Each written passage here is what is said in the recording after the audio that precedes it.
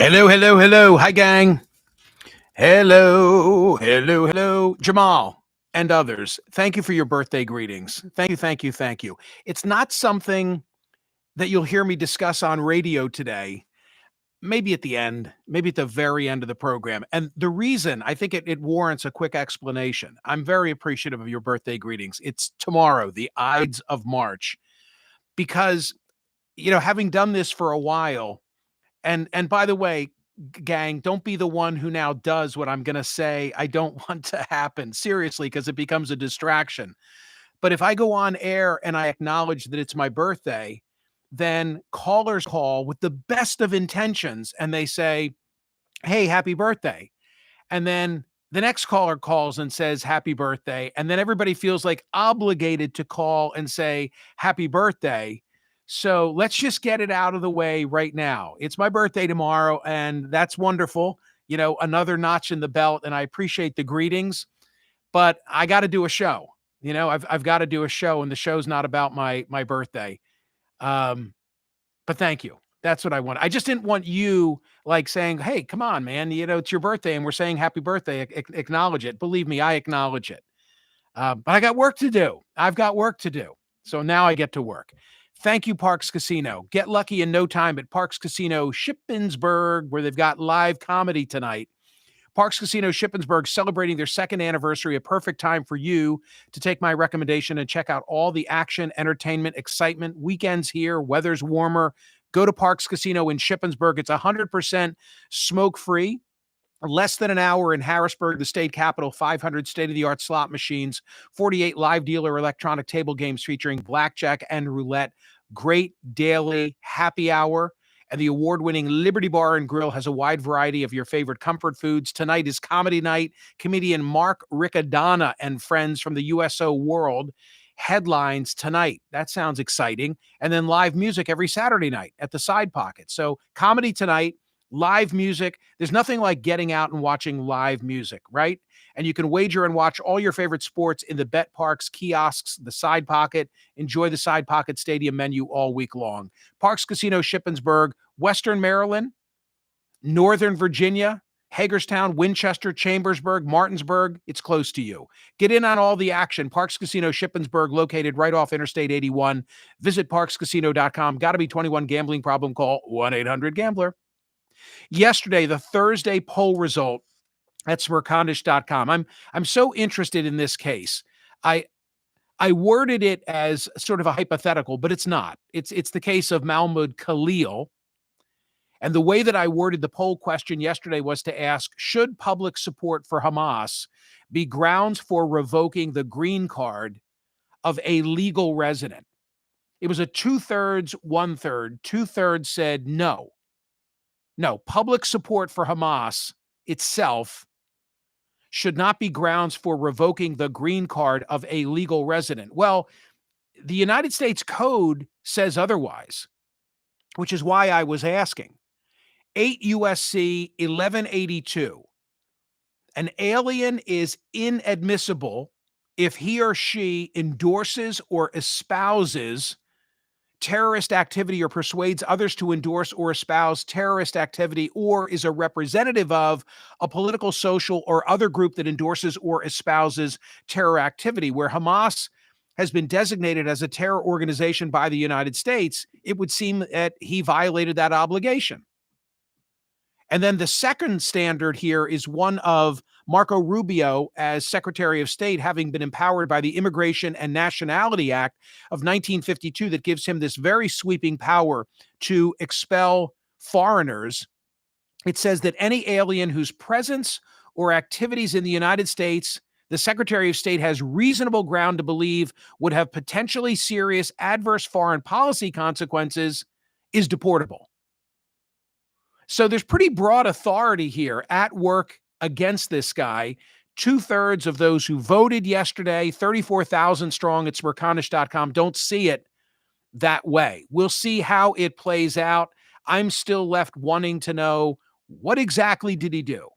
Was it with a bullhorn? Was he handing out flyers? What exactly was his advocacy on behalf of Hamas? Not the Palestinian people, because that wouldn't come into play, in my view. I distinguish between Hamas and their terror activities, and the Palestinians wanting a homeland of their own. I had decided last night, where I was headed with today's Friday poll question. I knew I wanted it to be about Gavin Newsom. I knew I wanted it to be about the launch of his podcast and whether it would benefit him in his quest for the White House to be hosting the likes of Steve Bannon and Charlie Kirk. I guess I could have put Michael Savage on that list as well, because he's hosted all three of them. I made that decision last night, and then this morning early doing my read-in, I saw both Axios and the New York Times are on it, which made me feel good. Axios, deprived of all levers of federal power, and with their party's popularity at rock bottom, some Democrats are taking a polarizing new tack. They are engaging with the enemy. And then they go on and they talk about Gavin Newsom. Or from the New York Times today, there is a story that says, Andy Beshear slams Gavin Newsom for having Steve Bannon on his podcast. Governor Andy Beshear of Kentucky sharply disagreed with the decision by Gavin Newsom of California to host Steve Bannon, one of the architects of the MAGA movement, on Newsom's new podcast this week, saying that Bannon's voice should not be elevated on any platform ever, anywhere.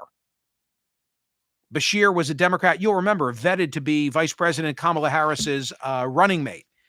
Actually, let me just give you a taste of what he says. I think Governor Newsom, this is Beshear, Governor Beshear, I think that Governor Newsom bringing on different voices is great. We shouldn't be afraid to talk to and debate just about anyone, but Steve Bannon espouses hatred and anger, even at some points violence, and I don't think we should give him oxygen on any platform, ever, anywhere. And then the New York Times had a story, which also quoted Newsom as responding. So here's what Newsom says. I think it's critically important for us to understand how the MAGA right organized itself. He makes it sound like he's Jane Goodall, doesn't it? Like he's on some anthropological exploration, like, let us figure out what makes the right work. I think it's critically important for us to understand how the MAGA right organized itself during the last election and what they are thinking about in the weeks, months, and years ahead. I also don't think there's anywhere else someone like Steve Bannon, a self-proclaimed populist, is going to be asked to defend the harmful impact of Trump's tariffs. So my question today at Smerconish.com asks, relative to Newsom politically, is this wise? Or as I worded it, is Gavin Newsom helping or hurting his presidential ambitions by hosting Charlie Kirk and Steve Bannon, and by extension, Michael Savage, on his podcast? And your choices are helping, hurting, or neither. From the ABC affiliate in Los Angeles, talking about the launch of Gavin Newsom's podcast.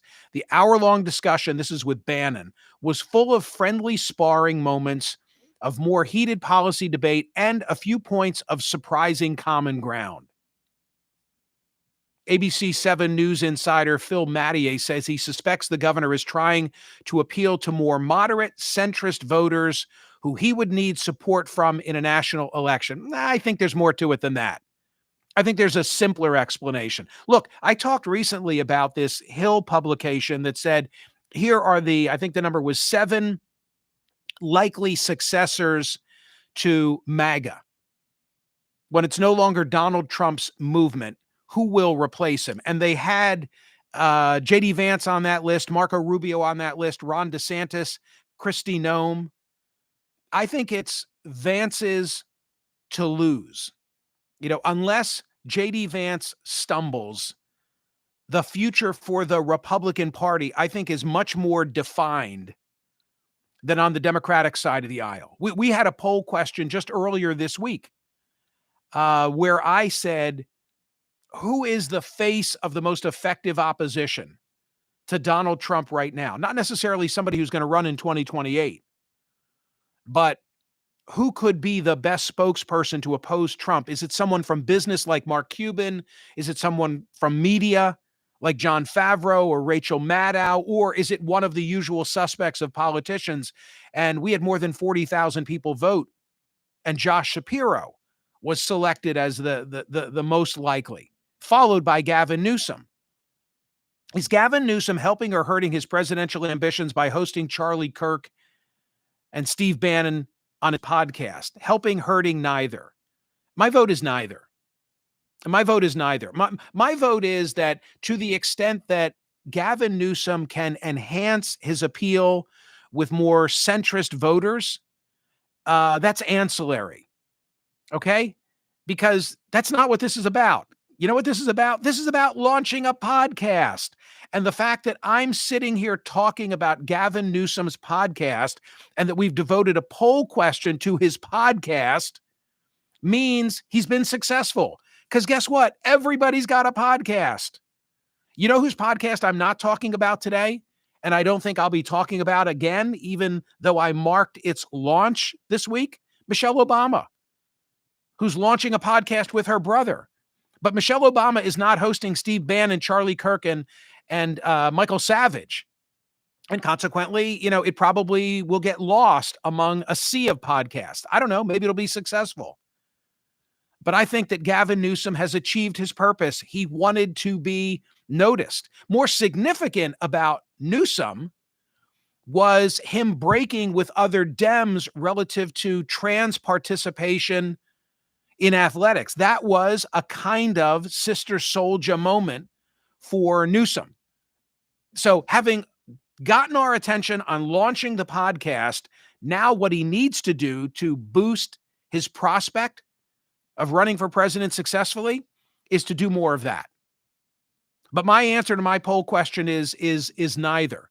Interesting. When there were only already, when I froze my frame, there were more than 600 votes cast. Is Gavin Newsom helping or hurting his presidential ambitions by hosting Charlie Kirk and Steve Bannon? Neither was winning. Helping was in second position. Hurting was in third position. Interesting. So go vote on today's poll question, please, at Smerconish.com. Vote on that poll question today. It'll be interesting to see where this ends up. Will you also like and subscribe for my YouTube presentations? Set yourself up for notification. And you know what I'm going to say? Well, I'm going to say thank you again for birthday greetings. Thank you for that. I mean it.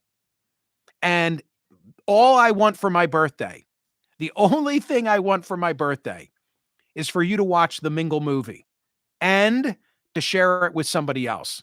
I have to say, and you'll hear this in the radio program today, the reaction has been over the top, truly over the top. People who love the message and people who appreciate the production values for which PJ and the crew at Creative Outfit deserve the credit. Thank you, Chuck. Thank you, Tammy. Thank you, Cynthia. Thank you, everybody. I shouldn't just name one person or two. Thank you all.